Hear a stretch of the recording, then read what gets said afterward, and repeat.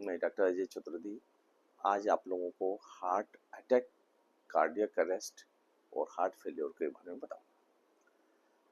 Heart हमारी पूरी body को ब्लड सप्लाई देता है, जिससे प्रॉपरली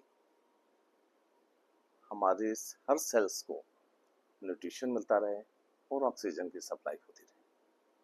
इसी तरह हार्ट मसल्स को भी चाहिए सही न्यूट्रिशन और ऑक्सीजन की ज़रूरत है, तो कोरोनरी आर्टरीज ब्लड सप्लाई देते हैं हार्ट को। हार्ट अटैक के केस में कोरोनरी आर्टरी गेट्स ब्लॉक्ड, ये ब्लॉक हो जाती हैं, चाहे क्लॉट से, चाहे थ्रोम्बस बनने से, या किसी कारणवश ये कंस्ट्रिक्ट हो जाती हैं अचानक किसी शॉक से, तो हार्ट की मसल्स को ब्लड सप्लाई बाधित हो जाती हैं और धीरे धीरे हार्ट मसल्स डैमेज करने लगती हैं।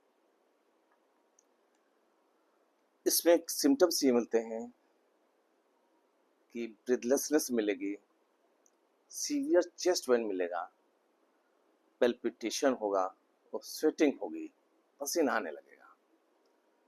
यही हार्ट अटैक का मेन कारण है और यही हार्ट अटैक होता है। लेकिन इसमें बीटिंग प्रॉपर रूप से होती है, इसमें बीटिंग में प्रॉब्लम नहीं होती। सेकंड है कार्डियक अरेस्ट। हमारे हार्ट में दो नोड्स होते हैं, एसए नोड और एवी नोड। ये इम्पल्स जनरेट करते हैं, कहें तो इलेक्ट्रिक करंट जनरेट करते हैं, जिससे हमारे हार्ट बीट करता है, हार्ट पंप करता है और ब्लड सप्लाई करता है।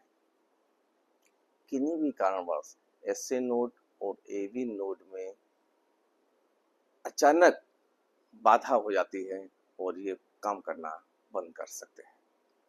इसके कारण तुरंत इमीडिएट ब्लड सप्लाई पूरी बॉडी को बंद हो जाती है और हार्ट बीटिंग तुरंत रुक जाती है। यही कार्डियक अरेस्ट होता है और पेशेंट इमीडिएट कोलैप्स कर जाता है। कोई पल्स नहीं मिलेगी, कोई बीटिंग नहीं होगी हार्ट की और पेशेंट जो है अनकॉन्शियस हो जाता है इमीडिएट। थर्ड है हार्ट फेलियर। हार्ट फेलियर के केस में हार्ट बिकम्स वीक, इसमें हार्ट वीक हो जाता है। हार्ट वीक होने से प्रॉपर रूप से ब्लड सप्लाई पूरे बॉडी को हार्ट नहीं कर पाता। जितने भी ऑर्गन्स हैं, ब्लड सप्लाई प्रॉपर नहीं होने से प्रॉब्लम होने लगती है। इसमें होता इसलिए कि हो सकता है प्रीवियसली हार्ट अटैक्स पड़े हों, छोटे छोटे माइनर अटैक पता भी नहीं चल पाते, long term high blood pressure या वाल्व की डिजीज हो, ये हार्ट फेलियर का कारण होता है। इसमें होता यह है कि ब्रीथलेसनेस होगी, थोड़ी दूर चलने पर सांस फूलेगी, स्वेलिंग इन लेग्स, पैरों में सूजन आने लगती है और फैटिग, आदमी थकान इंसान में जल्दी होने लगती है। ये हार्ट फेलियर के कारण है। इसमें भी बीटिंग प्रॉपर होती है, इसमें प्रॉब्लम नहीं होती बीटिंग में।